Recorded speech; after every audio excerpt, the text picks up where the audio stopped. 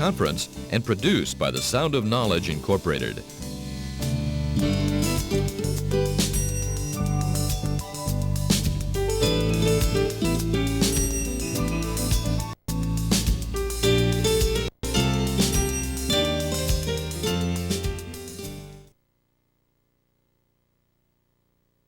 Directory in Windows 2000 Kerberos, and later on the next track we're actually going to talk about encrypted file systems. I know the web page actually said distributed file systems, but that was kind of a typo between D and E.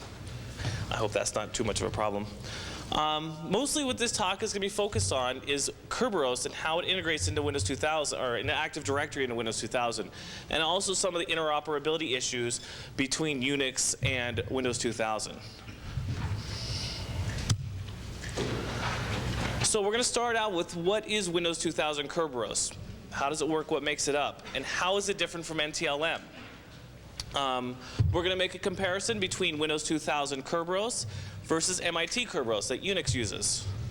We're going to talk about delegation and client authentication, and we're going to talk about a tool that JD has been a tool that's available called, it's a native Windows 2000 Kerberos Netcat, and also a tool that JD has been working on, a Kerberos Telnet client and server for Windows. What we hope to get from this is to gain an understanding of Kerberos so that everybody will implement it. Windows 2000 NTLM, as everybody knows, is insecure. That's just the way it goes. I mean, if there's been one complaint about Windows forever, it's NTLM. We would like to see everybody moving off of that platform onto Windows 2000 using Kerberos. It is really quite a nice product, and it works really well. We want to reduce older protocol dependencies, NTLM, even NTLM version 2. It's really not necessary. We want to get a sense of new traffic patterns, and we basically just want to get a good understanding of what Microsoft has done to implement Kerberos. Do you want to start? So when Kerberos, several years ago, MIT came up with Kerberos. Now it is at version 5. It's an open standard. It has RFCs. It is the internet standard for ticketing systems. And in Windows 2000 in native mode, it is the default authentication method. You will still use NTLM for several things, and I think we're going to talk about a couple of those. And it's used for if you're using an old NT4 clients, or if you're using Windows 98, 95, Windows 3.1 Landman, all those old clients. It's really, really weak, as anybody who's ever used Lockcrack on their machines has shown. How's it different from NTLM? NTLM, or NT-Landman Authentication, if anybody's not familiar with NTLM, uses a password hash system. And it creates a hash, sends it across the wire, and sends it to the next machine, which is very easy to sniff. You pull the password off, you run Lockcrack against the hash, and you've got the user's password. It requires a fewer authentication calls, which means less opportunity for somebody to actually get a hold of the authentication system.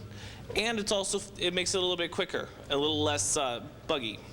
It's definitely more sophisticated, and it actually is more complicated. Is it more secure? It's definitely more secure than NTLM. In pure mode. That's what's known as native mode in Windows 2000. NTLM version 2 is strong in pure mode. The only people that ever use it are people who have only NT4, and I think it's SP4 or something like that environments. Because you can't do it with Win98, which is the same problem with Kerberos. But this is a real solution. NTLM version 2 was kind of just a hack, just to try to get us over the NTLM barrier. Do you take over? Hi, my name is J.D. Glaser. This is definitely a break for me. It's the first time I haven't been trying to catch Greg in 2 years. So,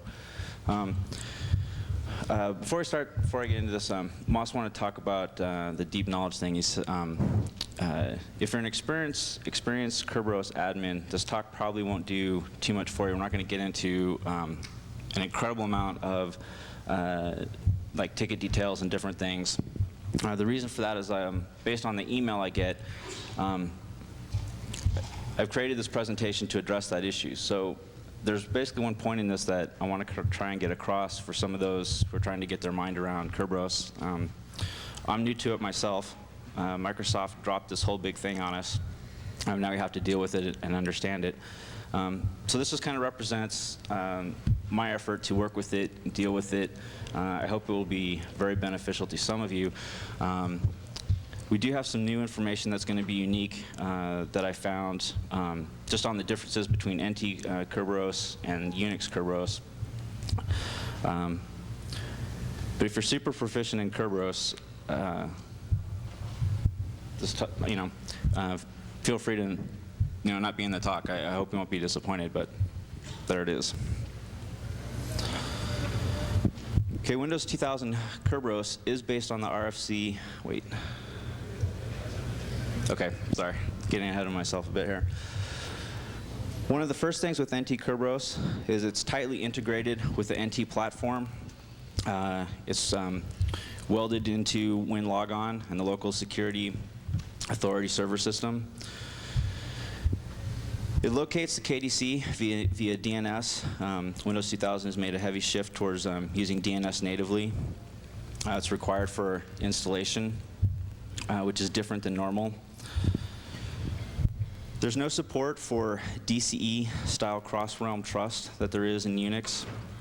There's no raw Kerberos 5 API calls. This is going to be pretty significant for developers. It does support this new thing called the Generic Security Service API. And I haven't had a chance to test it out yet, but it should enable Linux clients to deal directly with NT Kerberos servers. Another NT difference is that post-dated tickets are not yet implemented. I don't yet know the ramification of that, but I just make it note as a difference. Also, NT is making use of the auth data field inside of a ticket for where all the SIDs are going to be.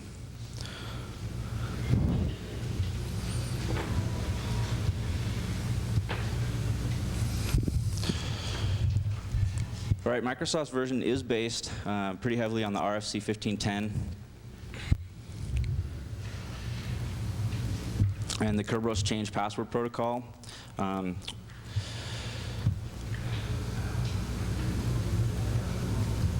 you have anything you want to say on PK init? Okay. Other than supporting PK init means that it will be. So it supports PK init, which I don't know how many people actually implement Kerberos on Unix, but that's how Kerberos sessions are started on Unix. So basically, it's what drives the interoperability with Unix.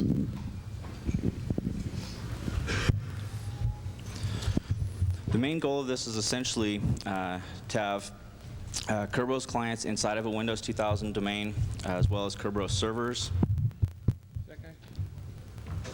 I don't know. Oh, I was just wondering, Barb, is that microphone working? I have no So idea. you guys can jump. Oh, okay. I saw you pass it back. Hello? Oh. Standalone Windows 2000 systems in a Kerberos realm. When this is the case, we'll be defaulting back to NTLM, and we're all right back to where we started. This is going to be like one of the biggest issues because corporations just can't seem to get rid of Windows 98 for mobile users or for scanners, all different types of things. You can use Kerberos as strictly as a resource domain, which maps to the old style Microsoft resource domain, as well as a simple account domain. However, the big thing that we're all hoping for is NTD Unix integration will be smooth. This is really important to me. I imagine it is to all the rest of you as well. I have yet to see this, though, so I don't know.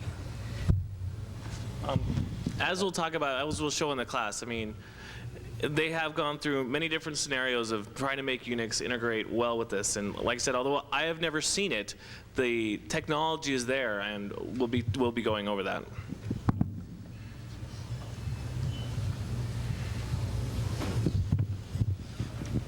So based on the email I get, a lot of people, they grab the documentation, they try to run through Kerberos and try and wrap their head around it. So I thought I'd try and spend a little bit of time trying to explain it, and I tried to developed this animated system to show the different key exchanges. Basically, Kerberos, it's a 3-point entity system that grants secure network authorization. Each entity is called a principal. The main player is going to be being KDC, the client principal, and the service principal. Got some thoughts you want to say on that? Did you go on what the different aspect, what those are? And later on the slide, I mentioned what the three are. Go ahead. So to kind of point out what these are, the KDC is called the Key Distribution Center. This would be kind of your central distribution for keys. It's actually in Windows 2000 is your domain controller. It's actually easier to picture in Windows 2000 because we have had the concept of domain controllers for a long time. Client-server principals are exactly what they sound like. A client trying to access a server, and both of these will be accessing the key distribution center.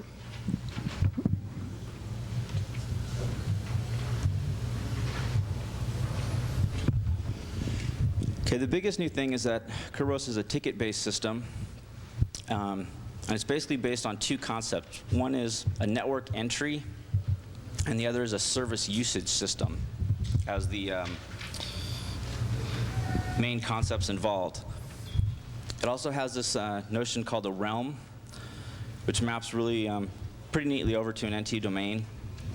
A realm is basically all of the database that is protected by a KDC, which consists of the users, the service names, and their crypt key, results in a realm. So anytime you have a KDC, that list of names consists of the realm. All right.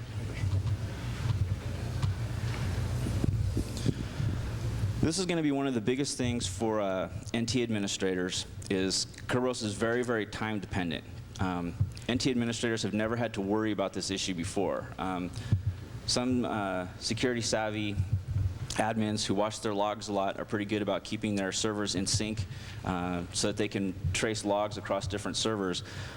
But other than that, it hasn't really been a big deal, and people haven't devoted much time towards keeping their machines synced up. However, now you have to. And I really feel that this is a good thing. It's going to have ramifications on a lot of other issues. Especially for forensics people, it's going to make their jobs a lot easier. Having your servers in sync just has the added benefit of anytime you have to go track your logs across multiple machines, it's going to be very, very beneficial. So this is one thing I'm really happy to see. Everyone knows I'm big into log auditing, so you can stop smiling. Basically, principals can't be more than 5 minutes out of sync, or authorization starts to get messed up. So this is going to basically result in a lot of setup issue problems, probably for people who aren't used to the concept of making sure that all of their time servers are in sync. All tickets are time-stamped and checked. That's a whole new concept. Hashes never had an expiration limit. There was no basically double checking of hashes. Some thoughts on that?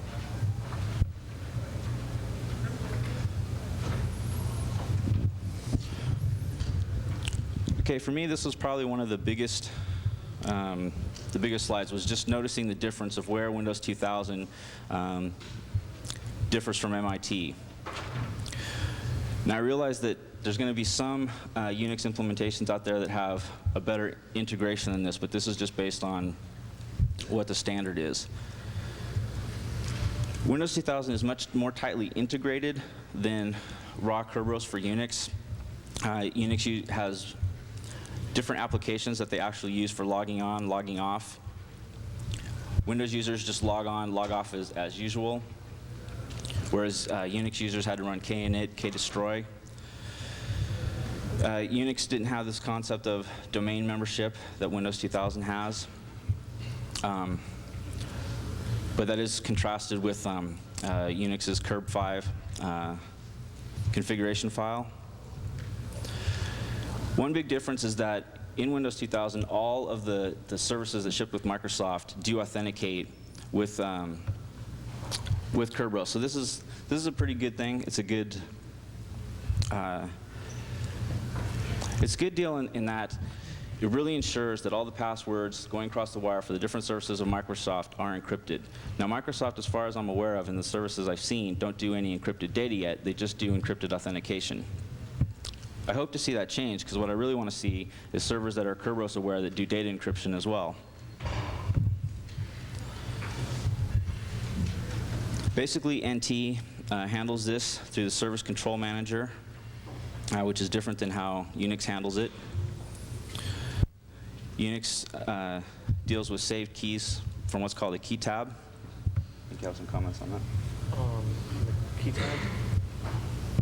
Oh, no, that's fine. The key tab is just basically the Unix is kind of the cache. Something special. Before you go on, though, one thing I do want to mention is that he was talking about, though it does encrypted authentication, but doesn't do encrypted data.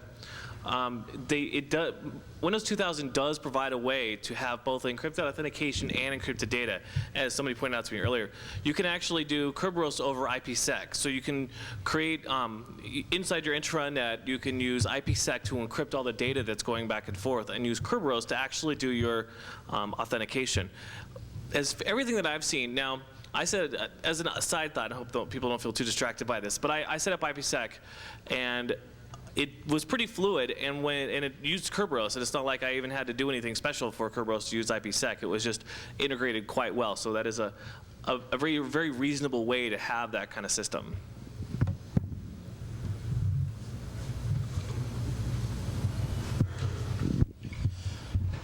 All right, this is the new thing that you, what is that? Oh. All right, this is the new thing that you really have to come to grips with as an administrator, as an NT person. You've never seen this before. And that's the Kerberos ticket and the different things that it contains.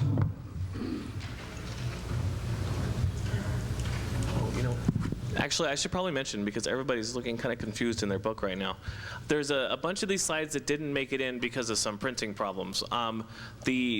The updated slides will be available on the blackhat.com website, and we'll make sure that they get there so you can download them.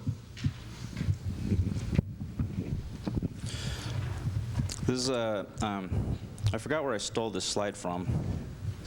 I think I got it from MSJ. All right, so I'm going to run through these different fields. As NT administrators, one of the part of the C2 requirements has been, not to let the username out. One of the security requirements is in the Control-Alt-Delete sequence, set it so that the name is not shown.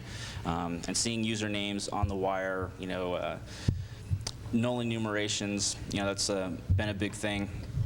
However, that really just becomes irrelevant with Kerberos, because this part of the ticket is always unencrypted, and it's always in the open, and you can always see it. Basically, the trade-off is going to be that the encryption is so much stronger that having that half piece of the puzzle is just not going to be an issue anymore. But it is a mindset difference for NT administrators. It's not going to do you much good to run around trying to protect usernames if everything on your wire, as far as the username goes, is in plain text.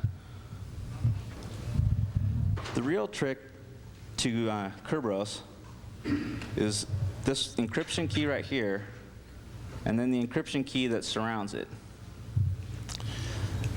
And this is really what we're going to spend most of the talk talking about, and it's really the only point in this that I have to get across. If you really understand how this works in relationship to how this works, the rest of these are just going to fall in place. And as what I found is that in talking to other people, once we kind of went through this, I got them to understand that. The next time that they looked at documentation, the documentation just started to make a lot more sense. And that's really what I hope to achieve out of this talk. Want to talk about something else? Yes, you do. I don't think yes, you want to go over what each one is. Okay. All right, the ticket flags are going to be used for various fields inside the ticket that can be used for different things. Basically, they get used for things like ticket forwarding. Microsoft makes use of it in a new thing called delegation, which is another new issue that NT administrators are going to have to deal with, because you guys have never had to deal with delegation and impersonation across machines before. Domain name, principal name, that's just who you're trying to get a hold of. Start time and end time. This is a new thing because Kerberos has this notion of expiration and session times, which NT administrators have never had to deal with before because Patch just doesn't have that notion built into it. All right, this was the key sequence that I really tried to understand. I was looking through some various documentation and I didn't really find anything to my satisfaction of how this works, so I put this together. How Kerberos is built into Windows NT works like this. When the user sits down to log on at the keyboard, it goes to the Win logon sequence, the LSASS, just as it did before. However, there's now a new piece called the Kerberos Security Support Provider interface that takes over and starts talking Kerberos language. Anything you want to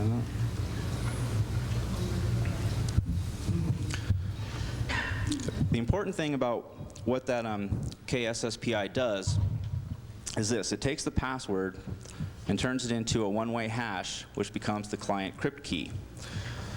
However, this crypt key never gets sent across the wire, which is significantly different than how NTLM works. So this is held in stasis for a moment, and then what's called a ticket granting ticket request is made to the server. So if you have this notion of comes in, the machine calculates this hash and then holds it, and then sends out this request for a ticket granting ticket. This is sent in clear text. So there's no encryption around, there's nothing to protect there.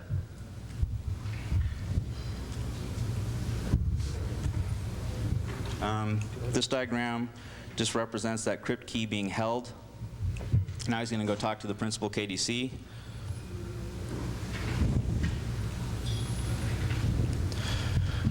This represents the first network connection request for the client from the PDC. This is in the open. What the KDC at this point is going to do is go talk to the Active Directory. It's going to search the Active Directory for the name that was in that ticket. And basically, it's a two-part list. It was what the Active Directory stores is a two-part list, the username and the user's crypt key. The KDC does not actually have the user's password. It just has this crypt key. Then the server also has its own personal crypt key that no one else knows about. For anybody who has investigated Windows 2000 Kerberos, their documentation actually calls the crypt key the long-term key. So if you start reading it and you see that, that's what they're referring to.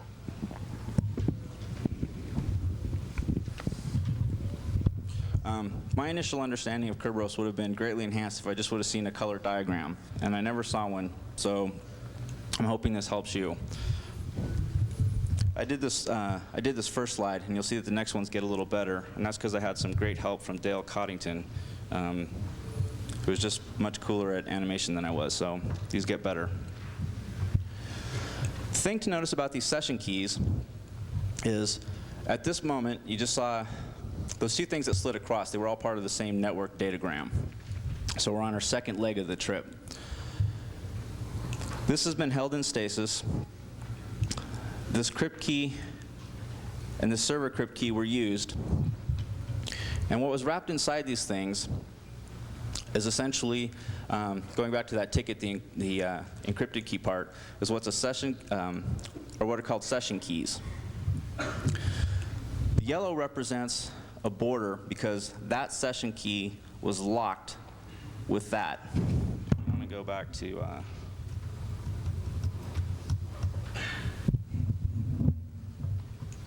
basically the outside part of this in relation to that part there. Okay. So what you're looking at here, this is what's called the ticket granting ticket. What this means is, this is basically what happens when a client first comes on the network. The client logs on, he contacts the KDC and says, I want to start actually doing Kerberos authentication. And the way that it has to do that is it has to start the initial session with the key distribution center. And this is that initialization. Okay, so the client's logon is not yet complete. He's still waiting. He doesn't know if he's successfully logged on yet. The only Active Directory interaction that this piece has is that the lookup mechanism for these two things was used and obtained. So you're sent back, and now the client is going to take a look at these, like the return of the function call. This session key has been locked with this crypt key as it was listed in the Active Directory. Now this was generated from a password and a one-way hash, the same as what went through the WinLogon, LSA, KS, SPPI deal. If this password and one-way hash was the same as this one, this session key is going to be successfully unlocked by the client, and at that point the client will finally know that his logon was complete. If this crypt key fails to unlock that, that means it didn't match that one, and the logon's going to fail, and the user's going to have to try another password. This part of the package that just arrived at the client is opaque to the client. It's encrypted, shown by the red border, with this key. The client doesn't know this key, and so he can't unencrypt this. This is what's known as his TGT, or ticket granting ticket. The client has to keep this and use it for all other requests that he makes back from the server.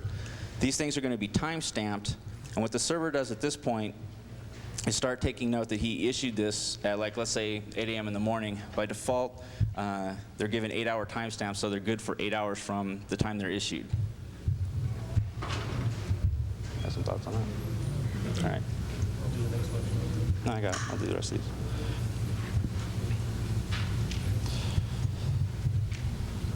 So the main next point is that eventually the server is going to want to make a request of something. So the server's got basically these tickets that he's going to send back with encrypted again in two different parts. The server, since it has this red key, can unlock this box and check that this ticket granting ticket hasn't been tampered with, and he knows that it's from the one that he sent over here. It also verifies with what's in here. Okay. Oh, go ahead. Excuse me, are you saying that the request is actually encrypted, or is it just signed?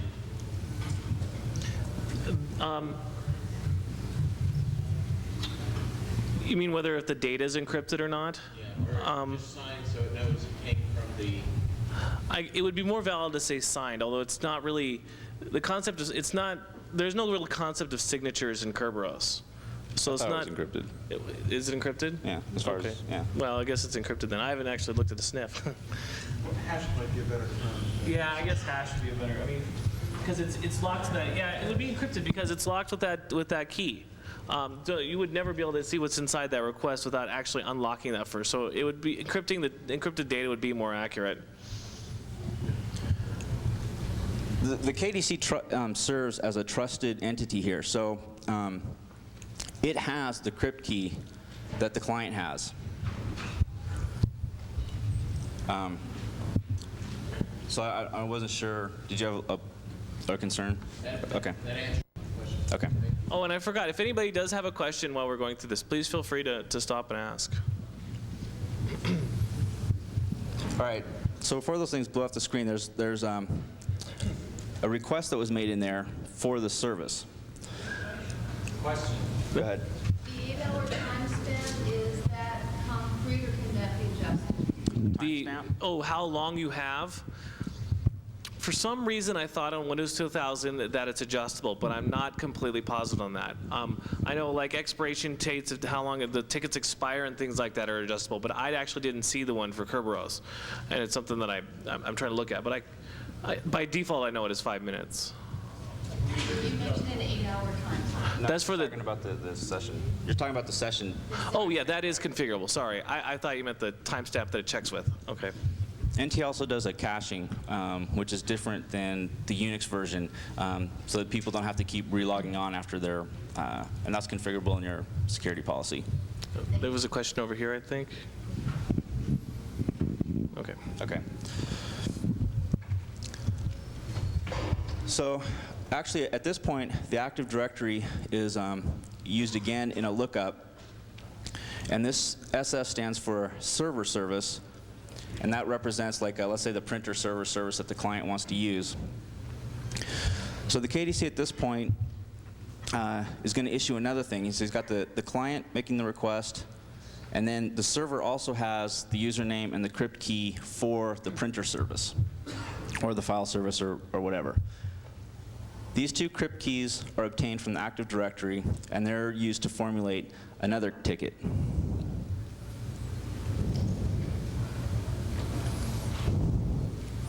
Thanks to Dale for the much nicer slide there.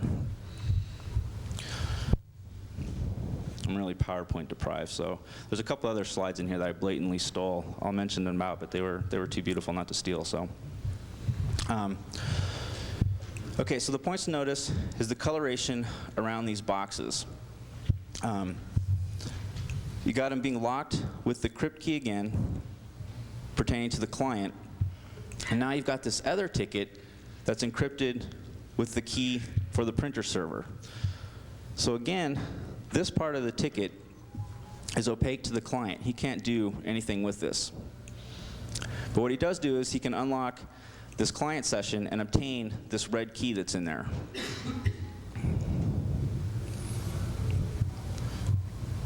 I thought I had a thing, but he'll keep that key and hold it like right in there. So imagine there's a little red box like right there.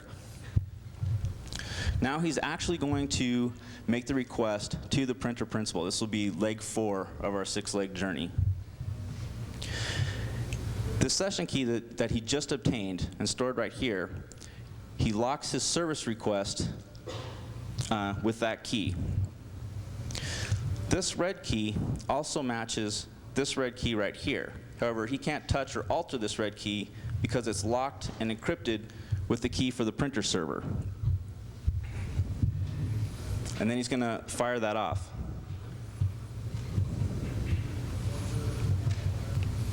The printer server's got his key, and he's ready for a request.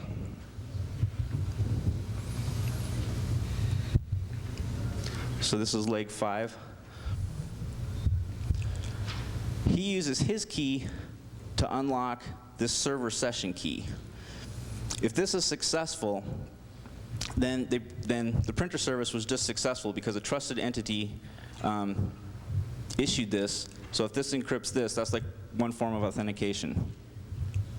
Now he gets this session key and he stores it. So imagine a little red box right there.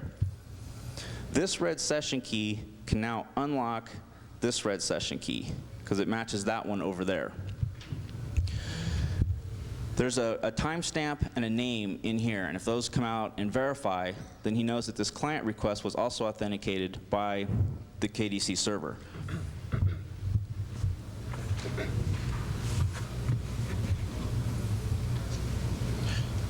Okay, I guess I show these being unlocked. So there's one being unlocked.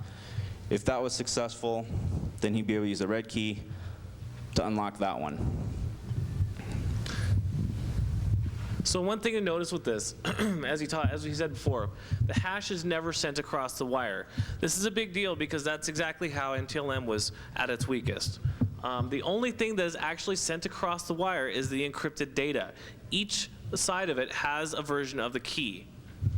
And this is not weak encryption. This packet is essentially like sending a PGP packet across. So if you're worried about anyone touching this, you can essentially view this as if you were sending someone a PGP file. And if they crack and break that, it's going to take them a lot of CPU cycles.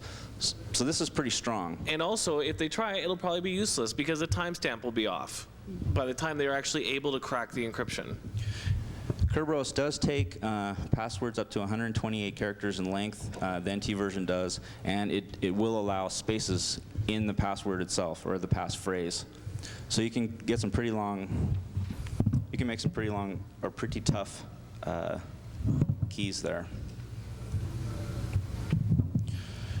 Right, if that was successful, that means that these two now possess identical symmetric session keys.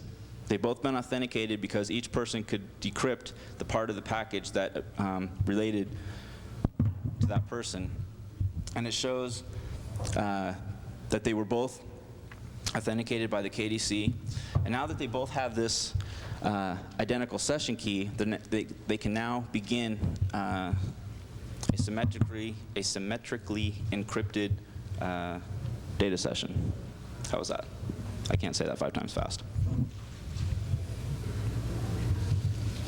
So before we go there, I mean, is that pretty clear to everybody? I mean, it took me like forever just to poke a stick in my eye before that became clear at all. And so, if anybody has any questions. That last slide implies IPsec. Oh, you're talking about the data encryption? Yeah. If you leave all the data encryption, you simply authenticated the client to the server. Right. You can proceed using. To say that data encryption is more Unix. Unix is the one that actually uses the session key. Maybe in the future, Windows 2000 will, but when Unix does use the session key to encrypt data. Kerberos telnet. Yeah. Oh, I'm sorry. The question was, the last slide actually showed, okay, the symmetric keys will now be used to encrypt data between those hosts, which is actually something that Windows 2000 doesn't support, because it does not support Kerberos encrypted data passing across the wire other than the authentication. Like I said, the authentication all is encrypted, but the data flow after that is not.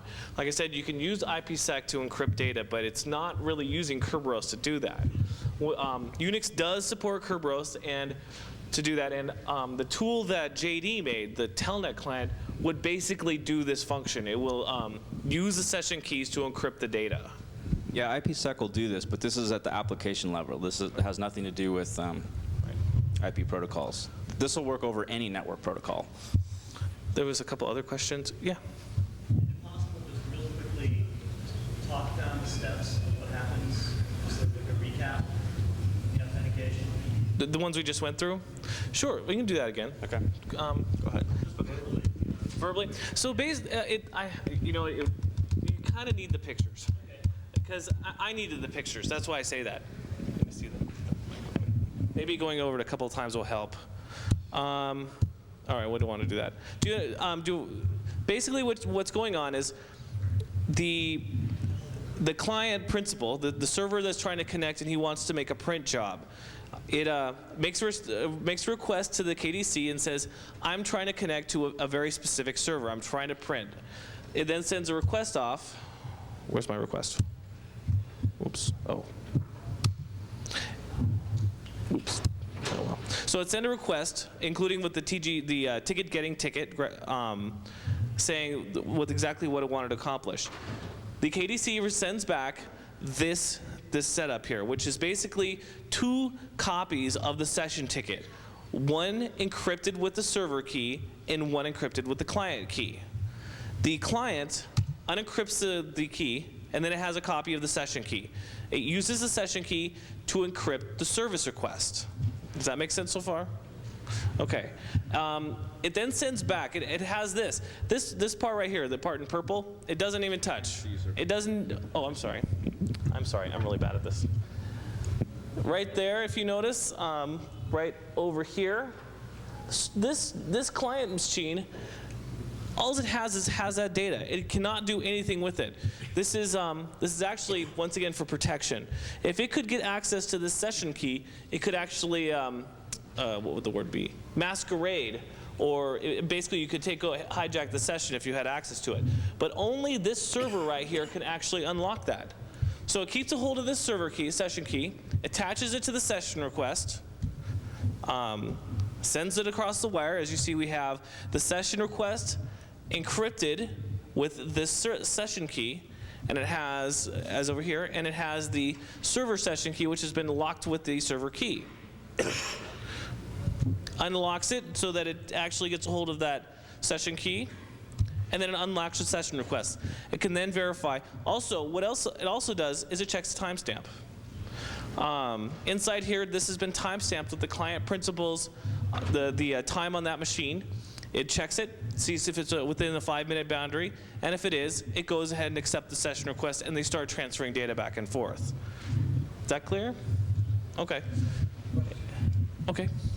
Two-part question. Part one, what if you're within multiple time zones? Within multiple time zones? And also, you probably have Linux network like, Windows, NT, Unix. I will start with that question over again. I'm trying to understand how Microsoft implementation of Kerberos actually work in an environment where you have different flavors of Unix. Right. Right. We will actually, so he wants to know, what his question was first of all, what happens in different time zones? The answer is, I have no idea. I've actually never even thought about that, and I've never tried it. The other question was about interoperability and how Windows 2000 really does it. And actually, we will actually get to that a little bit later, and we'll show some slides, some diagrams of that. You want to send us an email? I'll try and answer that for you and shoot off. Oh, it's GMT. Oh, okay. So timestamps are GMT. So there's no issue. That makes sense. You're on a roll, man. Was there any other questions about that particular? This is like the fundamental of Kerberos right here. Once you get this, it kind of goes downhill from there. So. Still one other question. Okay. Kerberos, I've heard described in some circles as being an implementation of PKI in a way. I think that's kind of a stretch. I see no yeah, it is not a PKI system at all. There is no public key used. There's no generation of multiple keys. It is very much a symmetric key system. Yeah, you don't have to deal with certificate revocation. That's one of the reasons why it's more scalable than a PKI system. It's totally different than that infrastructure. It's extensible, and it could include PKI, and some people talk about that. But I don't expect to see that for a while. People are still just trying to get this into service. You can only use this in an NT domain environment. So. Like an NT domain environment, like what if I would just use a standalone server? I could still do the same thing. Actually, you can use, you can interoperate with like Unix using standalone servers, and we'll kind of go over that as well. The question was, do I have to have set up a domain, or can I use standalone servers? And I'm not sure I fully understand the question, but when we go further into how it interoperates, maybe you'll get a better idea, and I'll get a better idea of your question. This was another slide I had to put together just for my own benefit, because I kept hearing this thing that Kerberos was scalable, and I didn't get it. I didn't see where that it was.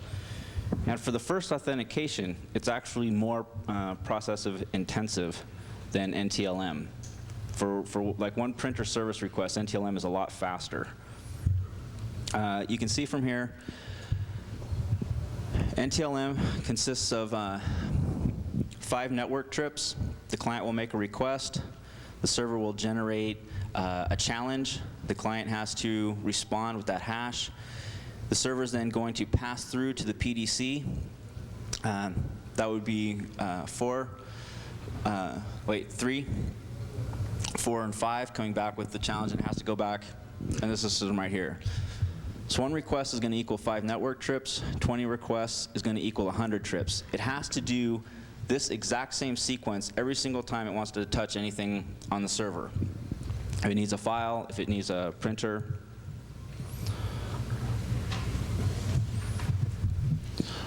Now, at first glance, it doesn't look like Kerberos is going to be an improvement, because it actually takes 6. The first 2 bars go up and back, and that's the ticket granting ticket session. Then the client decides that he wants to talk to some server, so he has to make a second one, a server request. So you've got the next up arrow and down arrow. That'd be 4 trips. Then the client actually takes those tickets he just got and goes and talks to the server. So you've got one request at 6 network trips.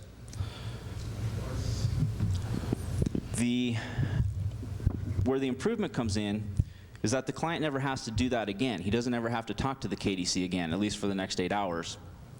So all of the next trips, he only has to make these 2 network passes. So if he needs to get 20 files or 20 print jobs, he only has to make a total of 40 network trips versus 100 for NTLM. So that's where your scalability comes in. some thoughts on that. It's all yours, baby. Okay, so now we're going to talk about the whole how clients are used. Oh, I'm sorry, go ahead. One of the scalability questions, I guess, is the KDC. Will all domain controllers access the KDC, or do they have to go back to the primary KDC in your network? I'm sorry, ask that question one more time. KDC. Yeah. In this Windows 2000 environment, do the client request have to go to one KDC in the network, or can all the domain controllers do the authentication for it? You have more than one KDC? What's that? Can you have more than one KDC? I believe Not in a single realm. So Only one per realm. right, but I think that each Active Directory acts as a KDC. Yeah, Just like a regular domain controller. It's just, yeah, it does all the standard stuff that kind of the way you expect domain controllers to act. He asked basically, what role does the domain controller fill as far as a KDC? Does all domain controllers act as a KDC? And the answer is yes. I want to talk about the fact that BDCs don't exist anymore. So with Windows 2000, the concept of a primary domain controller and backup domain controllers was just thrown out the window. We only have domain controllers. This is for scalability, speed. There was far too many problems with replication not happening correctly. Using a backup domain controller was just not the greatest idea in the world. So this kind of makes things a little bit smoother. Oh, go ahead. What type of DNS record is used to represent the KDC? You mentioned that it's bound. I don't think it actually is. I don't think there is I've never seen a DNS record for Kerberos. Now, I haven't looked at Kerberos in DNS, and it's been a long time since I've done DNS. Windows 2000 DNS has a server record, which is... Does it use a server record?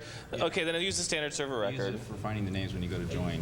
Everything. Oh, all right. So it uses the server record. That's a new one for what is it? Bind 8126.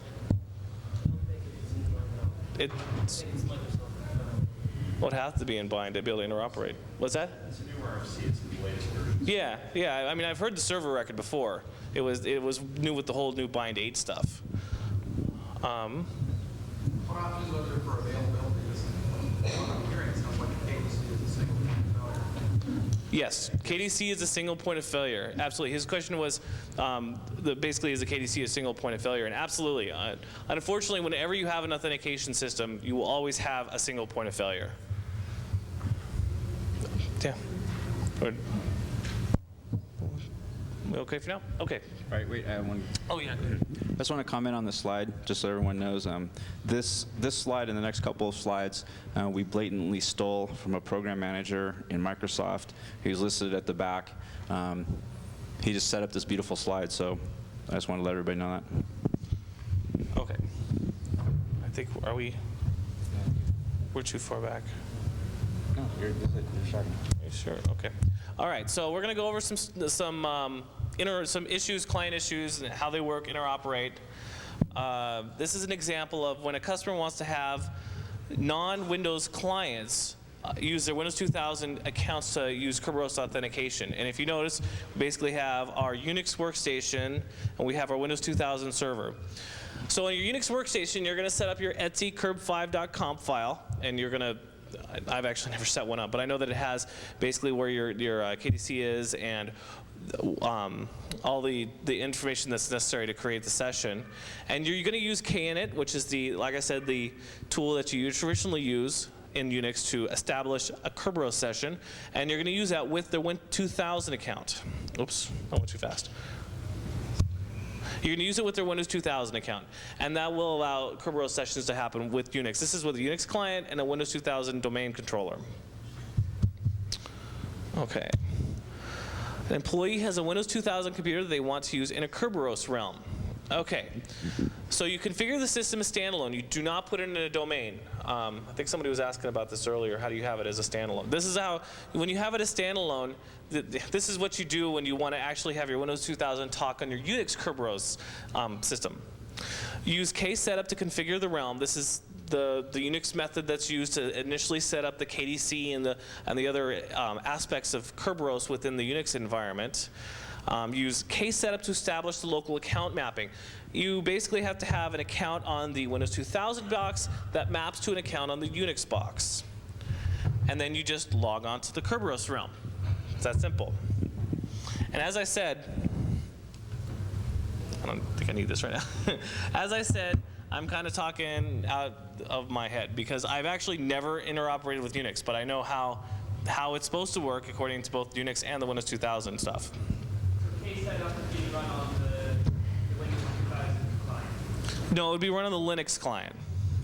Case setup is actually setting up the Kerberos, the KDC, and things like that. The actual Kerberos concept. It'd be like with Windows 2000, you just go in and you just click Windows Setup, Active Directory. Is there any synchronization between the password changes? Is there what? Synchronization between changes of password between the local client and the KDC? I don't know with Unix. I'm not sure how that actually, the password changes. My initial talk would say no, that it's not that smart. But, I mean, I'll be honest, one thing I have not been able to derive yet is how actually, when you set up the accounts, how you actually get them to be in sync. And I believe that you would have to actually manually change the passwords on both sides. He asked, how do you keep these passwords in sync, trustworthy like? And I think you just tell it into the box. Isn't that trustworthy? Okay. Oh, I don't even know what this is.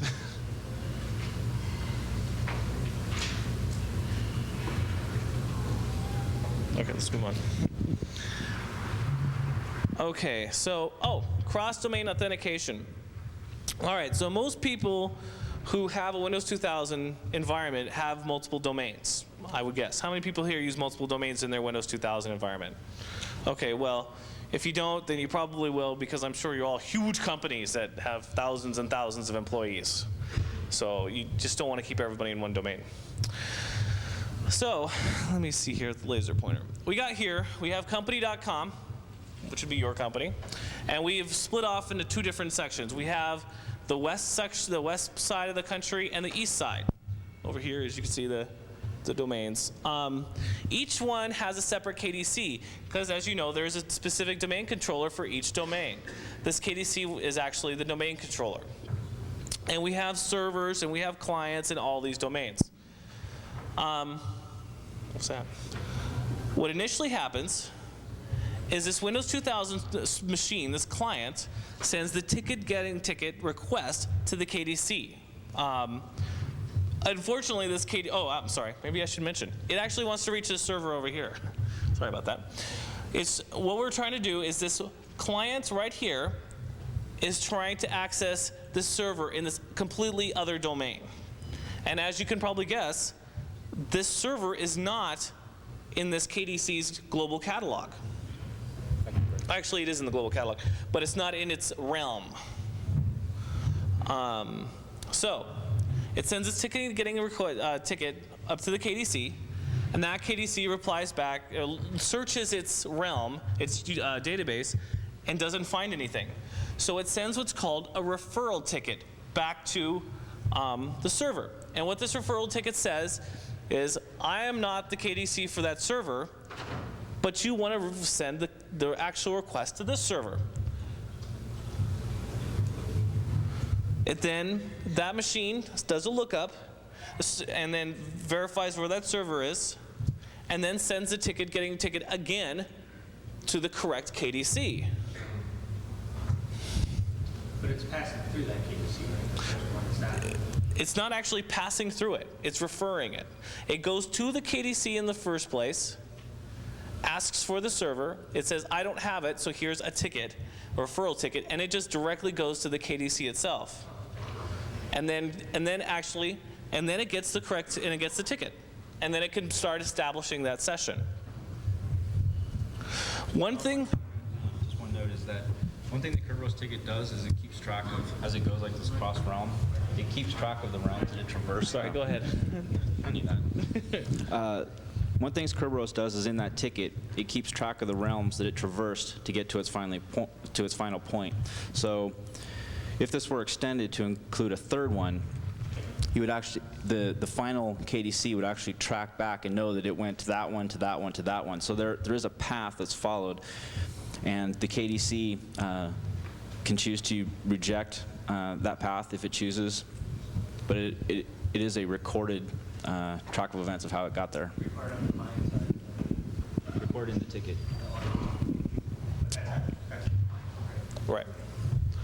Okay, so one thing that you mentioned here is, so actually, can I get a, who here is pretty decently familiar with Active Directory?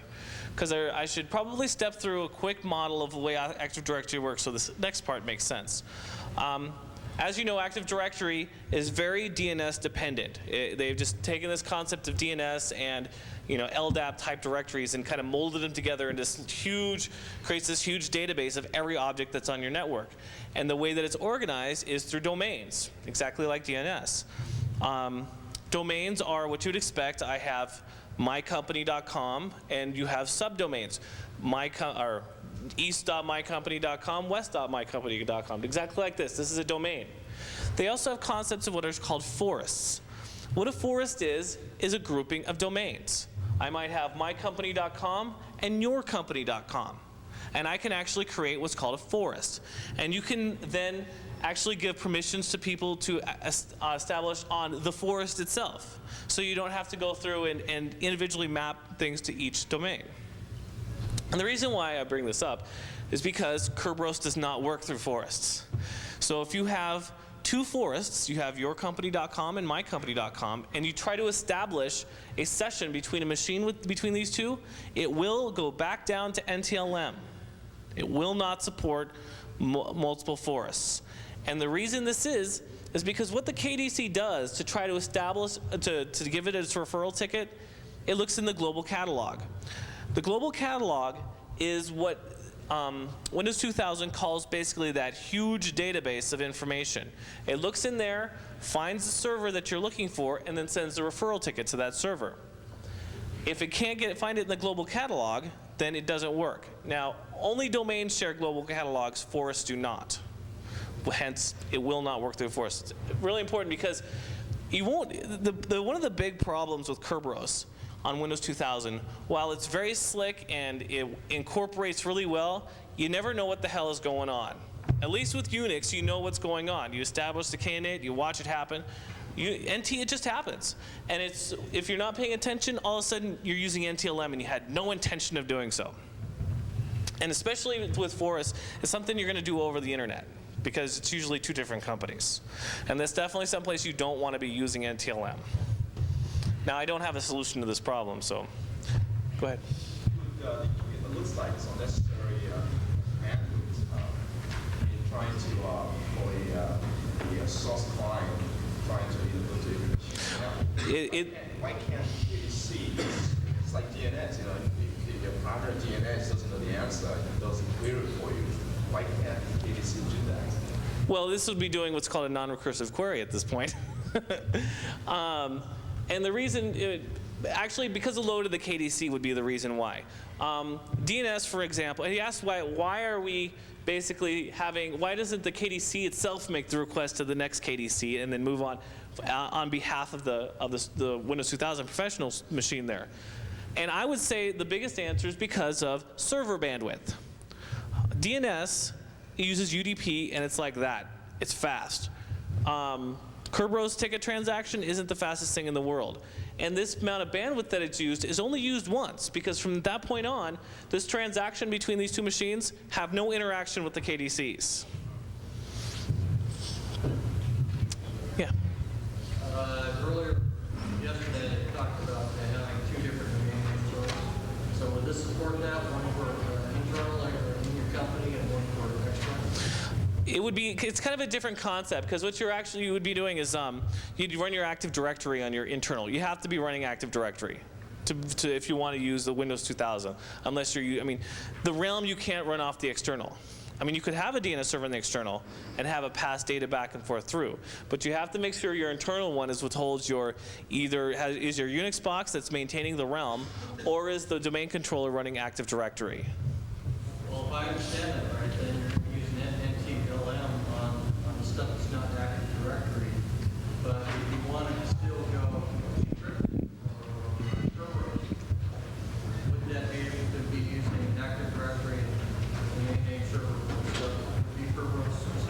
Are you talking about across the internet? Yeah.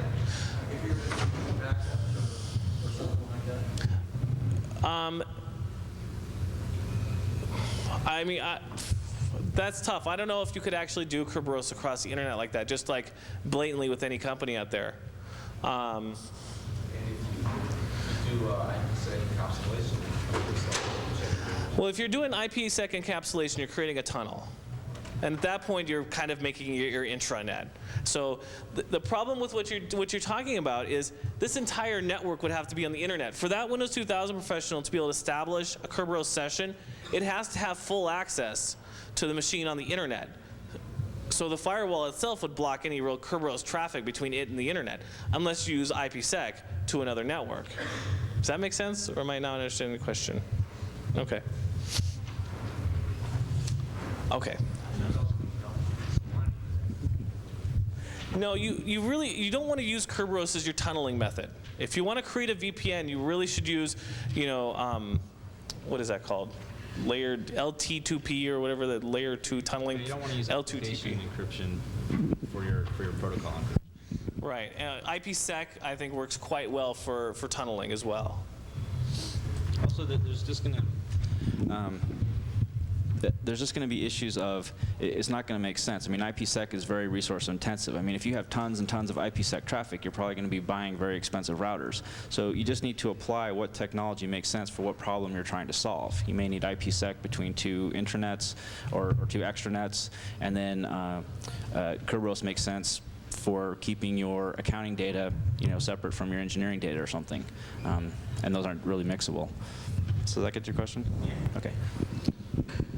Okay, so one thing that I actually did not mention with the initial cross-domain is you actually need, and another reason why this won't necessarily work across the internet, is you need a trust relationship established between the domains that you're going to allow Kerberos authentication through. And let me go over exactly what that trust relationship looks like.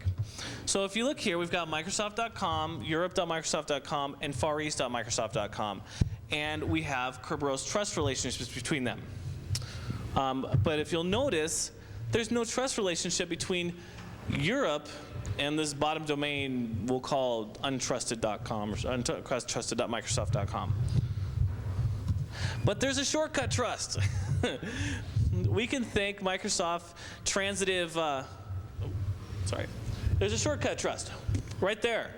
I created all kinds of trust relationships here, but I did not create one here. We can thank Microsoft Domains for this. I actually think this is in the Kerberos spec, but I'm not positive because I was reading about it. But I was reading Microsoft documentation, so they could be just making me believe it was actual spec. So what that means is that there is a trust relationship between these domains.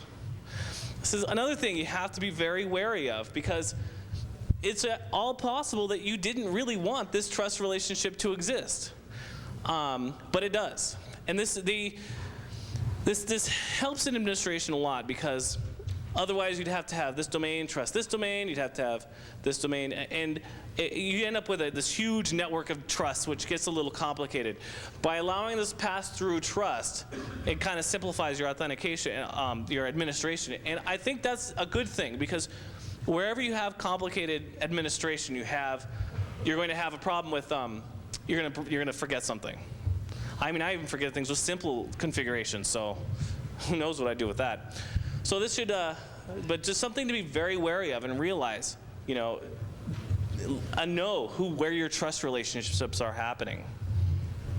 Let's see, next slide. Oh, and then as you can see here, it does allow for, we've set up a Windows 2000 trust here, which is going to be pure NTLM. There's going to be no Kerberos through here. And then next one. And then we set up a Kerberos realm. And this is going to be just Kerberos right here. This is going to be for like your Unix servers. And you've set up a Unix realm to allow authentication through there. Okay, does anybody have any questions about the way Windows domains? The backup one. But that trust was only established with that one other domain, right here? right? Yes. Trust. This does not have, as what I could tell, this does not have actual trust with these other domains, because this Kerberos realm is very specifically only trusting this domain. Any other? What's that? Well, see, like I said, when I read the Windows documentation, it kind of implied that it was a Kerberos standard for that. I haven't done this. If it is a Kerberos standard, then yes, they're all going to be transitive. Explicit trust created outside domain using Kerberos or otherwise, as I was told, are not transitive. You mean with like with this right here? Yeah. Okay, well, I believe you. I know that this, how this works right here. I'm not quite sure about this aspect right there, but I mean, that's something I'm looking into still. Well, like I said, the problem as far as I've seen is the whole interoperability with Unix and Windows 2000 is kind of theoretical, because I haven't seen anybody actually use it yet, other than maybe the Windows 2000 guys. Yeah.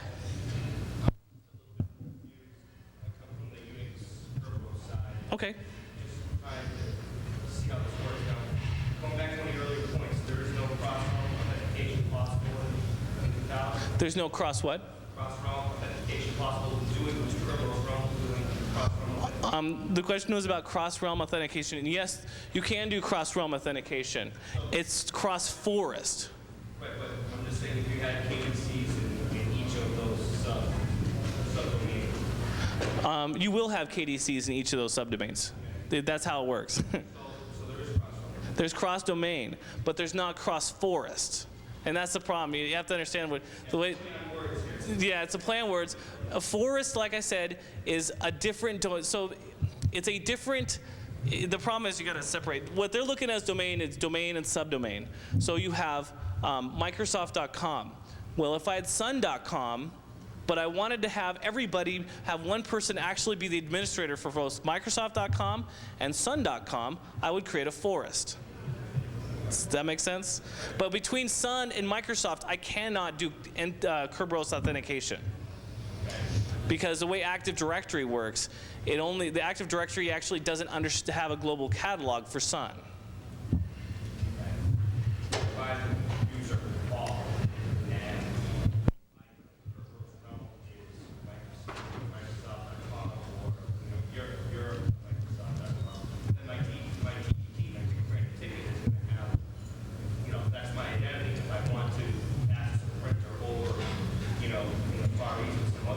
Right. Yep, and that'll work fine. Okay, so using Unix KDCs with Windows 2000 authorization. As you can see here, we have our Unix KDC right here and a Windows 2000 professional server here, and we have a Windows 2000 Active Directory server KDC over here with the Windows 2000 server. And once again, what we're going to want to do is we want the Windows 2000 server to make a connection to this print server right here. It sends the ticket request up to the Unix KDC, which then gives it a referral, just like it would in the Windows 2000 environment. And it does a name mapping with the NT account. Like I said, you have to have a name mapping between Unix and Windows 2000. It doesn't automatic. That's one thing. The Unix does not, just because it's Kerberos enabled, it's not Active Directory enabled. So Unix does not understand Active Directory. You have to establish name mapping between the two. So it checks its database, does a name map, sends the ticket back, okay, and then it sends the authentication, and it just starts working. Like I said, this is all transparent to the user on Windows 2000, which can be very cool and very devastating at the same time. Right, these are some of the differences I've noticed with NT Kerberos versus MIT. NT caches passwords for ticket renewal so that the users don't have to keep logging on. That's different than Unix world. At this point, it's not certain whether NT uses caching of ticket caching for tracking stolen replay tickets. I haven't been able to nail that one down yet, and I'm not sure that NT does it. Unix does do this. to prevent intercepted tickets and basically try to use, like a, pass the ticket type of thing. The other big thing that I'm concerned about is Microsoft doesn't support segregated Kerberos services like MIT does. You can't split out the AS server with the ticket granting server into two separate servers. We're going to talk about what those are? Yes. The AS servers. Yeah. All right. I guess I haven't covered that yet. Kerberos supports this idea of having two separate services, the authentication service and the ticket granting service. They're actually two separate entities, and the authentication service just authenticates the client, and then it's out of the picture. MIT set it up so that those could actually run on two separate servers. So you could basically create two separate Bastion hosts, have a very simple server that's very easy to maintain, very easy to guard. Since this is where all of your authorization data lies, these should be as simple as possible, as easy to protect, very non-busy servers, easy to audit. In Unix, you can run them on the same server. Some people, for extra protection, run them on separate servers. If one gets compromised, they have to go get into the other one, and it does make it more difficult. But the biggest thing is just since it's simpler, it's a lot easier to maintain and watch what's going on. I'll back up for a second. I have a slide on this coming later, but Microsoft mixes these together. They run, both of those services run on the same box. You can't separate them out.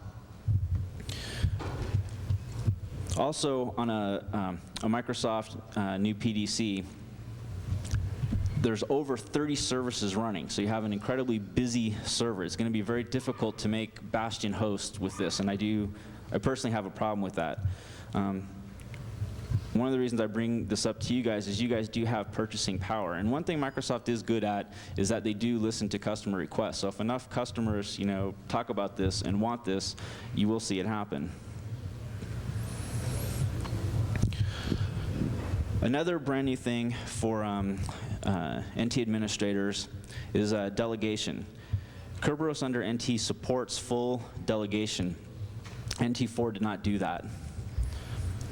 I have a really hard time saying Windows 2000, and Windows 2K is like this whole big thing, and I really hate saying that. So if you hear me say NT, I mix them up a lot. To me, it's still NT with just new stuff.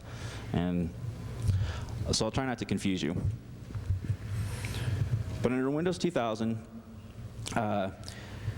you now have the ability to delegate a client's credentials across several hosts and have one server make requests to other servers on that client's behalf using that client's credentials. Now that has a lot of implications for you as an administrator because NT4 did not have this capability. If NT4 servers never stored the user's credentials or the password, so an NT server could never authenticate a user to another server. However, Kerberos solves this problem with ticket forwarding. We're not going to talk about ticket forwarding today, but with ticket forwarding, since the server is able to basically impersonate the client fully, it can travel around the domain as that user. Now this is really useful because when you set up your ACLs properly, then clients will only have access to the things that they're supposed to have access. However, it does require you to start tracking the stuff and know what's going on. People who have e-commerce sites with different databases here, a Visa database here, some file databases here, and your developers start making use of impersonation, it increases the security, but you're going to start seeing users show up in your logs. So it's going to be different. All right. So it didn't exist before. It's a new management task that you're going to have to be aware of. There's going to be a new way that you're going to have to look at your logs. The big pro of this is that it really does help control proper ACL usage. If a client makes a request, let's see. If a client makes a request, like let's say this is IIS, and this is part of the service, your e-commerce service that the client's trying to get to, and he makes a request here. The server's going to impersonate that user. The yellow represents an incoming client request. The red represents the server. He's going to call what's the actual impersonate user API. With the impersonate, this completely totally wraps the entire Kerberos ticket forwarding algorithm and allows the server to take on the role of the client. And now the server only has permissions that the client has. So it's not possible for the server or for the client to have access to more things than what he was granted. If a strong enough account is compromised, this can be dangerous because it's just like compromising domain admin account. The con is that it can get out of hand. If it's not properly controlled, you can have users going all over the place because it does have some problems there. You got some, all right. All right, one thing I wanted to do, and I will have these available online, I learned from some of the other speakers that this just didn't go over well because you couldn't see them, but with some packet traces, I went through and I documented some actual Kerberos packet traces so you can see the traffic patterns. And I thought it came out pretty cool. For me, when I want to look at the diagram, I want to understand the traffic that's running underneath my network. So I realized if I put these up on here in the slides and went down, most of you people wouldn't be able to see it anyway. So if you're interested in it, if you go to this URL after August 7th, that's when I get back, there will be a package there and you can go through it. And if you go through and read it and then run your own net sniffer, it should start to make sense to you, this new traffic that you'll be seeing when you install Active Directory services on your network.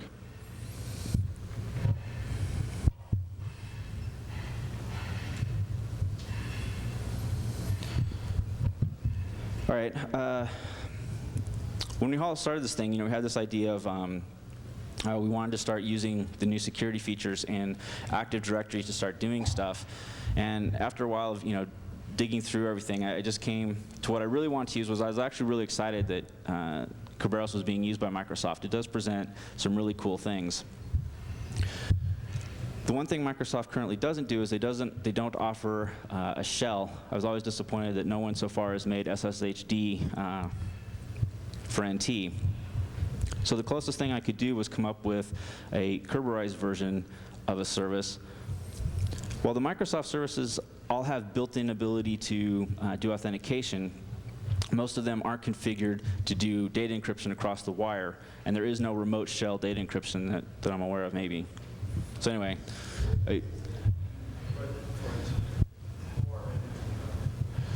is there? Who makes that? Yeah, there is at least one. If you go to the ipsec.com, it will tell you some reporting. The actual server. No, F-Secure shied away from that. They didn't touch that. They created a whole new IPsec thing. Okay. The closest thing I'd be interested in the URL. The only thing I'd ever seen was there was a guy in Russia that had made one that ran off Sigwin, but I didn't really want to use that, so I don't.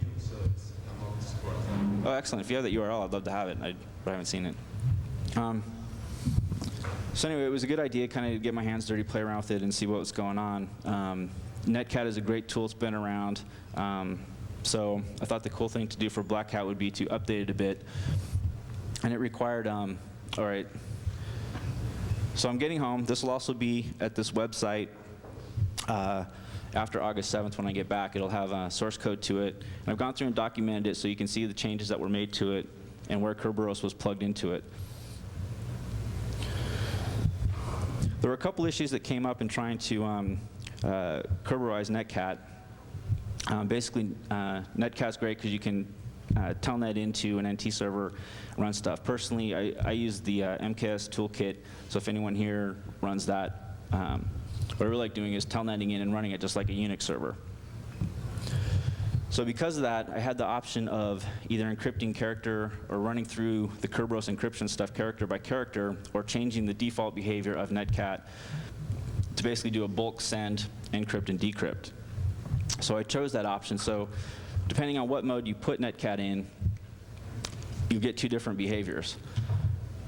I also had to build a new client to work with Netcat in that mode. So you'll see that as well, and source code will be available for that.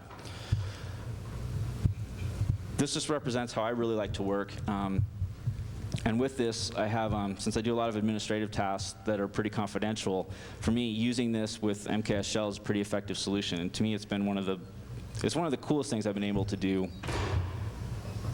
Hopefully you guys will think it's cool. Joey bought me a round of drinks when I told him about it, so that was kind of encouraging.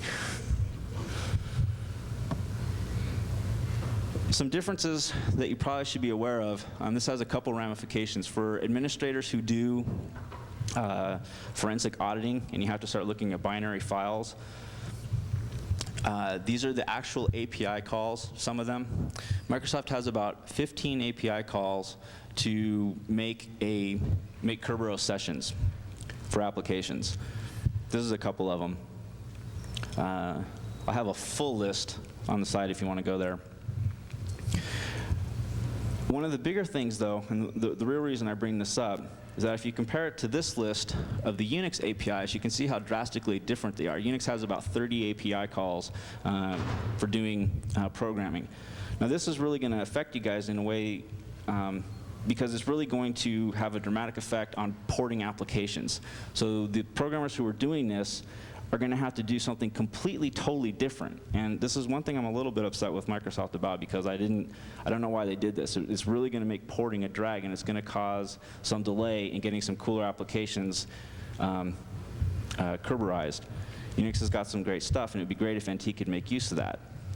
Since they've got this infrastructure that works, now they've made porting applications difficult. I don't understand that. So I'm hoping you guys with purchasing power are going to march over there and start demanding stuff. Someone have a question? No, I said it's just deviation from the Kerberos RFC. Yeah. Okay, so out of all this, here were some Microsoft criticisms I had. Criticisms aren't necessarily bad. They're just things I'd like to see for the future. There are some things I think Microsoft has done a really good job on. These are just my nitpicks. The first and foremost is the AS and ticket granting components cannot be separated out to standalone services. This breaks from MIT, and I do think it affects you guys directly because it's going to be harder for you guys to maintain and make Bastion hosts if you cannot separate out the Windows 2000 parts or the Active Directory parts from the Kerberos parts. I really would love to see Windows have the ability to be trimmed down. It was great to take the CD, install it, and have everything up and running, take a laptop with you, and have tons of functionality. It was incredibly easy to set up. However, once you start working with it on a large scale, that ease of use starts to have problems. Windows NT or Windows 2000 domain controller runs basically by default 24 to 30 services. Wins, DNS, DFS, IIS. That just creates a really noisy system. And it does affect, I spent a lot of time looking at low-level security issues, and I'm just becoming more and more convinced that it's not the low-level security issues that are the problem. We're always going to be plagued with that, but it really does, come to manageability. Since these two things directly affect manageability, I think these affect security far more than any of the low-level issues. I am far more worried about this than I am about someone spoofing my ticket or someone playing around with the bits. I have a question. Go ahead. What kind of variation is there in the number of services for the role? Like if it's a PDC emulator or a Windows emulator or Schema Master as opposed to something a little bit more mundane? I haven't even heard of those things. Active Directory, you mean within Active Directory?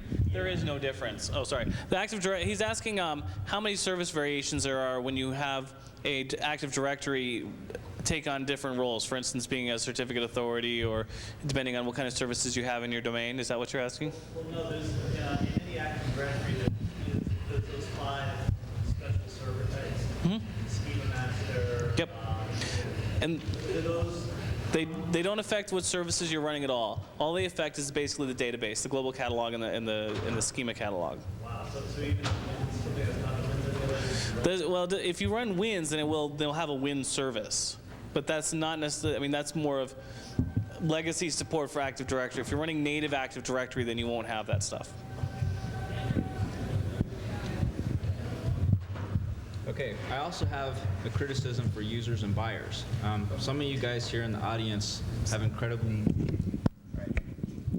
I also have a criticism for users and buyers. Some of you guys out there have large budgets and you will be buying stuff, and Microsoft is good about listening, so it's going to depend on what you ask them, what you demand with your purchasing power. And again, I really do think that this affects security far more than anything else. I mean, Microsoft can run security patches, day and night, but there are some fundamental things that need to take place. But people aren't asking for those. People are really asking for fixes. The second biggest thing is Windows 2000 has really dropped a lot of stuff on us. It's huge. The amount of things that we're just trying to cover to get ready for the talk and everything, it's really large. It's going to take everyone a long time to get really comfortable with it, understand all the bits and pieces, how they interoperate, what's the best use in which case, and it really needs time to mature. However, users haven't really been willing to pay for maturity. People with purchasing power want new features. They want this, they want that, and that's what they pay for. I don't know many people who pay for just stabilized versions of things. If one application didn't change for 2 years, most people aren't willing to buy it. They want to buy the next version. So this is just something you guys. This is driven by you guys. So it's up to you. What I would love to see, now we've got this whole big mess, I'd love to just see it mature for 2 years before Microsoft drops the next big thing on us. But Microsoft will if users start telling them that that's what they want. Anyway, but as a security person, this is really what I want to see now. Now I want some time to rest a little bit.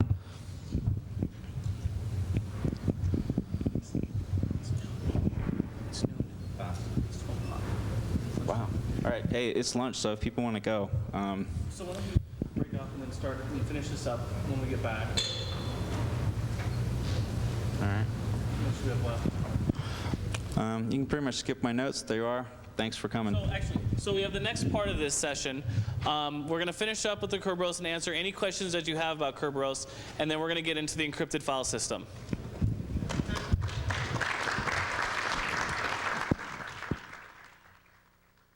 You're FTPing it to a directory that doesn't support NTFS, it will not stay encrypted. I mean, it will just automatically decrypt it for you. As I said, the operating system does all this nice stuff for you underneath the hood, which can be kind of cool and can be kind of bad at the same time. And this is one of those examples. Although, another example, if your user then copies this file, the encrypted version will be encrypted, or the copied version will be encrypted as well.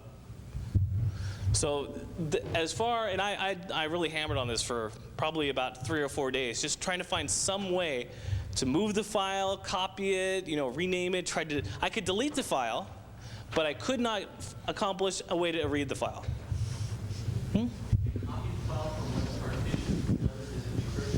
No. If it's an NTFS partition, it will not decrypt it. Yes, it's absolutely different than the compression attribute. Right, that's a good point. NT4 does not support encrypted file system because it doesn't support the whole key structure.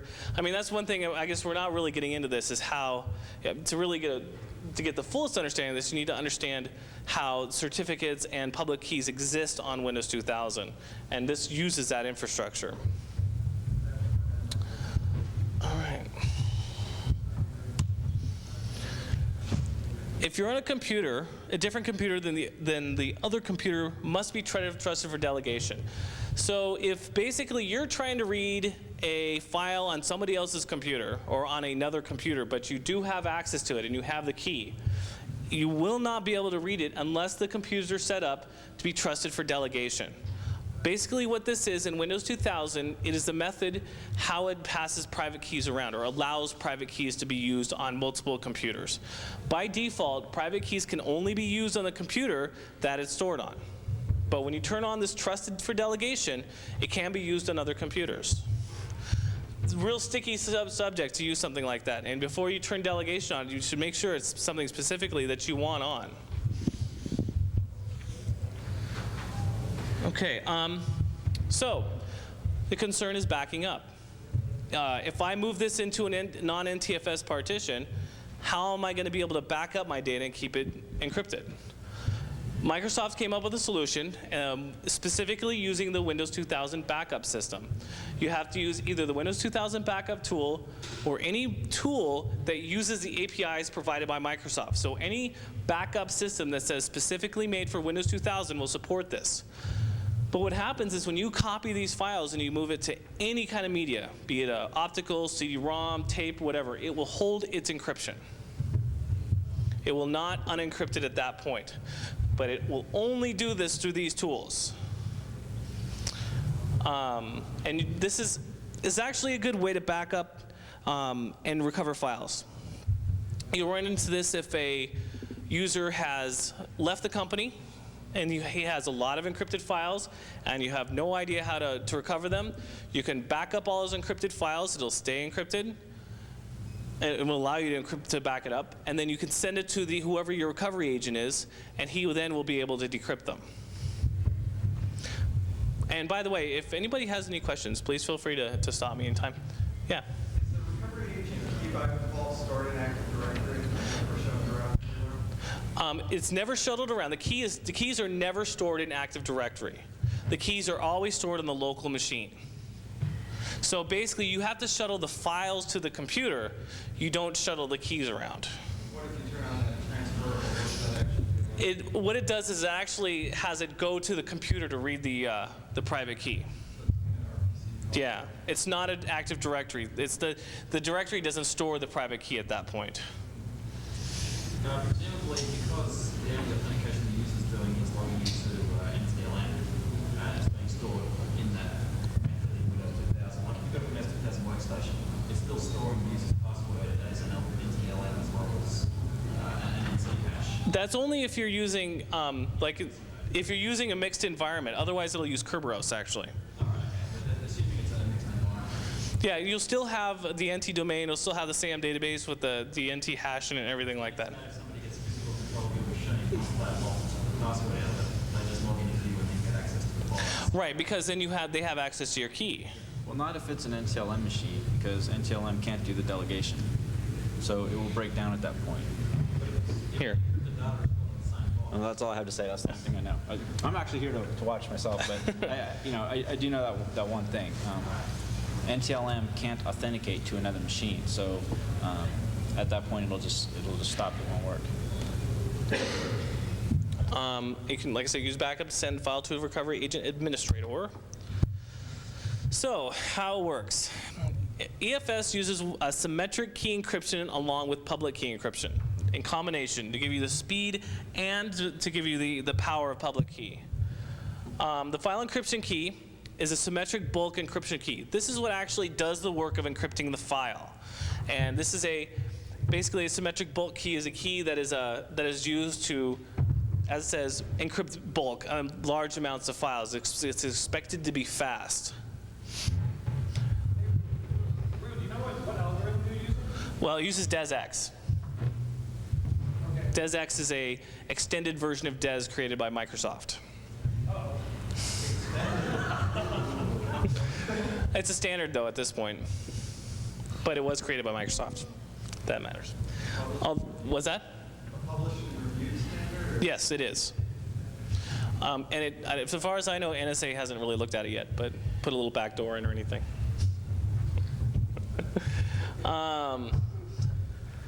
So the way this works to be secure is you use the file encryption key is basically a nice bulk encryption key, but then it takes that file encryption key and it encrypts that.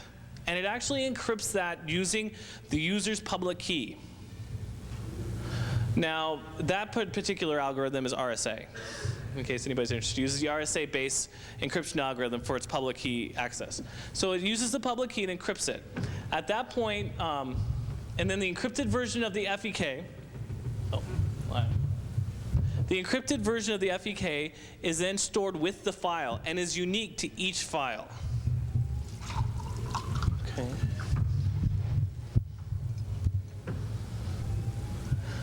So the proper way if you want to handle recovery keys is you want to make sure that the best way to do it is you export the private keys from the recovery account and remove them from the computer.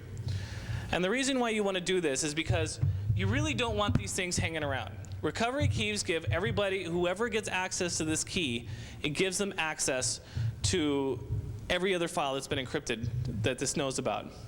And you want to keep these keys stored in locked storage. And also, you actually want to keep 2 copies of it. You want to keep 1 copy on board in a locked storage, and you want to keep another copy on an off-site location, in another safe location.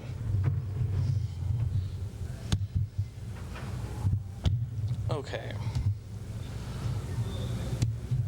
All right, so I'm going to actually draw a diagram now up here. I'm going to show you guys exactly what an encrypted file, not exactly, because it's just a diagram of what an encrypted file looks like. It takes 2 keys. It's actually made up of up to 3, up at the very least 3 parts. This is the actual data that you're looking at. And the FEK creates what's called the DDK. This is one FEK, and this is the other one.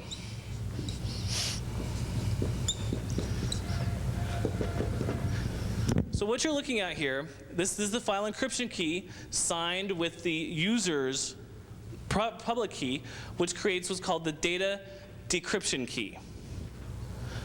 And also underneath, it creates what's called the data recovery key. And this is an FEK that's created with the, the FEK is same as this one, but this one is actually encrypted using the recovery agent's public key. This is how the recovery agent will always have access to this file. And this, you can have as many of these particular fields as you have recovery agents in your domain. Is that clear? Okay.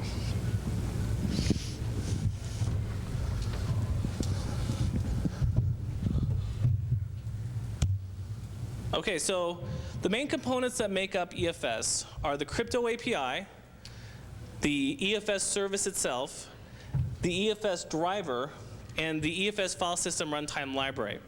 Let me kind of give you a drawing of the way how the components interact.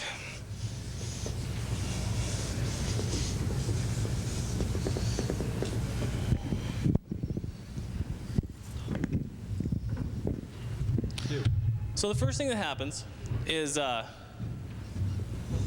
have an application. In every situation that I've used, the application is Windows Explorer. Windows Explorer makes a call to the Win32 subsystem that sees that it's an encrypted file. And it first sends things off to the EFS driver,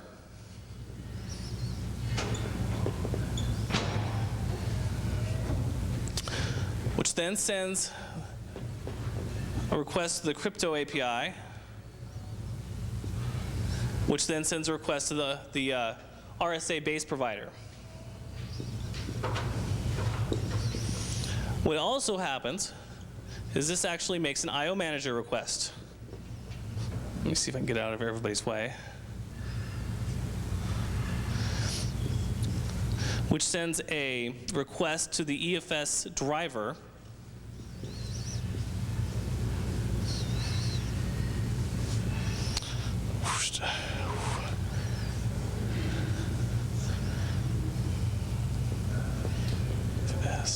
This is the runtime library. This actually does, this explains, this passes the information in, oh, not driver, this is service. And then this goes to the hard drive. So what's happened, oh, and by the way, this is all user mode up here, and this is all kernel mode. They try to keep as much as possible down in the, up in the user mode, obviously, as it's much safer there. So basically what happens is app calls the Win32 call, which then sends it down to the IO manager. The IO manager sees that it's actually an encrypted file, sends it down to the, well actually IO manager sends it to the NTFS driver, which sees it's an encrypted file, sends it to the EFS driver, which then starts replaying with the runtime library. The runtime library acts as an intermediary in the kernel mode to the user mode for the EFS services. and actually does the encryption, the decryption, and all the other services like that. The DFS service, of course, makes the actual call to the crypto API to actually come up with the keys. The keys get passed to the runtime library, which, like I said, does the encryption. All of this gets handed back up the stack and back to the app. Now, that's kind of a quick overview, but does that kind of make sense to everybody how the initial layout of that works? Okay.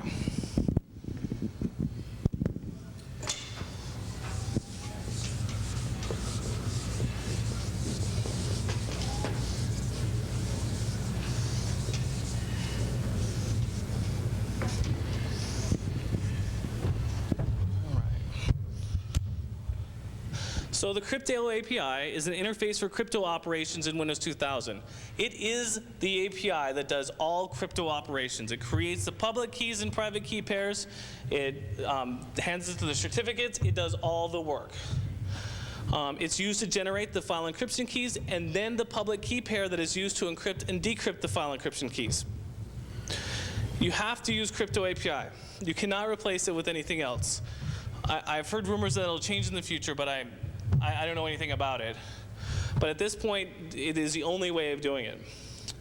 And EFS uses DesX. It's a variation of DES. And also, EFS uses the base CS cryptographic service provider. This cannot be changed. It will not use the enhanced service provider. It's kind of bad because it's a little weaker than the base one, but it can be exported, so you have no export issues when dealing with this.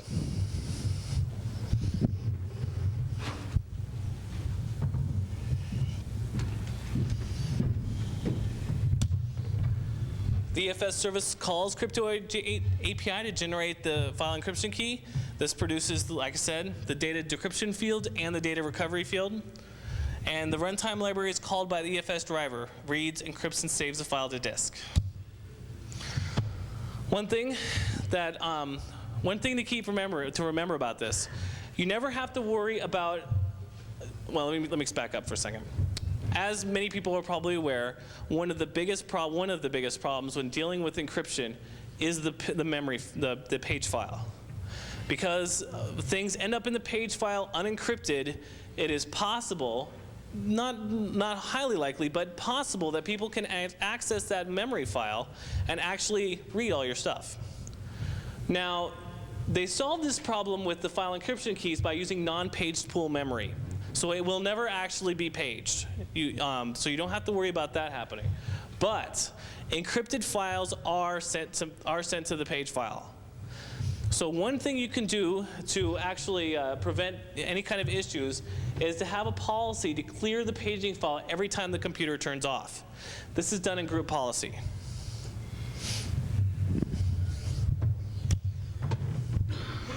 As I said before, encrypted files require the presence of at least 2 certificates on the computer, one for the user and one for the agent, recovery agent. So if you're going to be encrypting your drive, I got together some best practices, some things that I built for myself when I first started doing this, and also things that I pulled from the resource kit. And some good places to go are you encrypt My Documents, for obvious reason. This is where everybody stores their documents. And you don't even think about it. As you're saving your Word documents, your PowerPoint, it's encrypted. Encrypt Temp, for, once again, obvious reasons. Whenever you open a Word document, it throws a file in temp. And if that directory is not encrypted, it's not going to be encrypted in temp. Personally, I have a script that runs that clears temp every time I reboot the machine, so that's another option. Encrypt folders, not files. Encrypting folders gives you that ability to not have to constantly keep administering what files have been encrypted and what's not. If you know what the folders that are encrypted, then you're doing okay. Export private keys for recovery accounts and store them safely, as I said before. Don't use a recovery agent account for anything but recovering data. In fact, you just don't even want to know it exists unless you have to recover some data. Anytime you use an account and you use it on the network, you expose yourself for that account to be exploited. And this is just one account you do not want people to exploit. Okay, so let me before we go into this, let me explain a little bit about the way recovery agents work. So you saw in my example of the file encryption key for the recovery agent. Well, one thing Microsoft recommends is that you don't keep the same recovery agent for very long. You rotate through them, make another account be the recovery agent, and such. The problem is, oh, go ahead. Is there any problems with working remotely? If you're not connected to the PDC? No. Well, if you have the file locally and you have everything, no. Because, like I said, the certificate and the key are stored on your local machine. So there's no... If you had to do recovery, it would be a little bit different. It depends. If you have the recovery keys on your machine, then it's not a problem. But if you don't, then you have to import the keys. And I'll actually talk a little bit about how to import keys. It's kind of a certificate services thing, but I think we could probably touch on it to give you an idea how that works. Okay. So if you were to rotate through agents, recovery agents, you take away the certificate from one agent, and then you move on and you give it to another person, you still have that public and private, that private key in that certificate, which you should keep. Because otherwise that recovery agent cannot access, the new one cannot access files that were encrypted with the old recovery agent's key. So what will end up happening is you'll have a lot of files out of date that you can't encrypt anymore. So you want to keep them archived. You don't want to destroy them. I was trying to figure out how you would do this and how you would keep track of them. And the best way I could think of is with dates. Basically, you have a recovery agent from this date to this date, and you put that on the floppy disk that you store it on. You say, this recovery agent works from this date to this date. You look at the date in the file, and you know which key you need. When you actually save the key to disk, it encrypts the key, which requires a password, because it uses a password to encrypt it. Was that clear about the recovery agents for everybody? Okay. Never rename the RSA folder. You'll find the RSA folder in your path. It actually stores all the keys there. And if you rename it, then EFS will stop working. After you set up your domain, change the default recovery agent as soon as possible. You don't want it to be the administrator account because it's the administrator account. You want to kind of like delegate that power out. It's a good idea to designate 2 or more recovery agents per organizational unit. This is kind of to make sure that you don't run into a situation of not being able to get access to a file. It is best to designate a computer for each account and provide access to the proper administrator. Have the computer set up and have it used for nothing else. There aren't any other keys on it, no other users. It is used for whoever is the recovery agent, so that he can use that computer to actually do the file recovery. Implement a recovery agent archive program to make sure you can access files encrypted with obsolete keys, as I said before. Store them, mark them, make sure you know what the dates are, and make 2 copies of them, one for local and one for offsite. Recovery certificates and private keys must be exported and stored in a controlled, secure manner, like we said.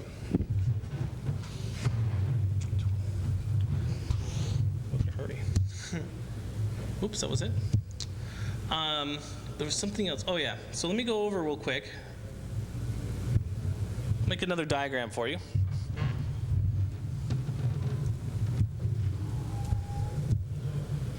Once this gets done.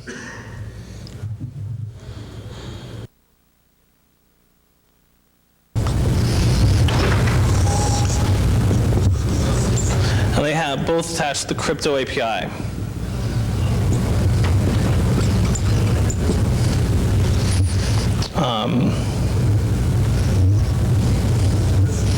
Then you have your EFS driver, or file service, which takes the public key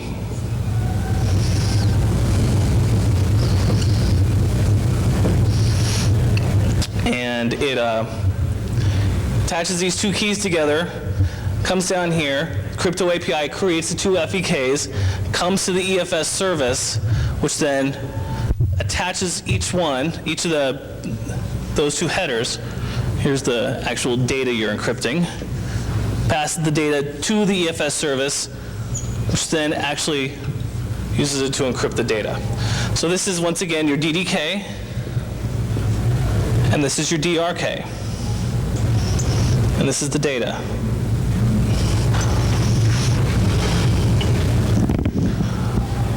All right, and that's pretty much the basics for, oh, go ahead. So, DRK are different for each machine? They're actually different for each file. Oh, I'm sorry, certificate. Your certificate is different per user. Per user? Right. It's got to be No, it's stored on your local machine. Or it's located, you're right, I'm sorry. It's stored in the certificates folder. If you go in, if you bring up the certificate snap-in for Active Directory, it's actually stored there. And then the recovery must be doing the same. The certificate, but not the private key.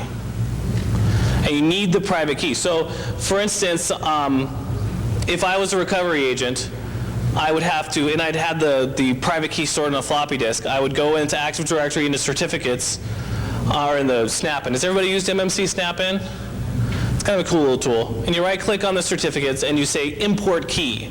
And you just point at that floppy disk. And then you can import the keys, and at that point, you'd be able to recover the file that had been encrypted with that key. Are you saying it actually stores the private key on the floppy? Yes, it actually stores a private key on a floppy. I thought it was actually storing the signature No. of the recovery agent to be able to retrieve it. Nope, that would be the public key, and no, it doesn't. It actually stores the private key. In fact, and as you could probably guess, storing a private key is a big deal. And by default, private keys are not exportable. You have to specify them. Every one of them except the recovery agent private key. It is the only one by default that is exportable.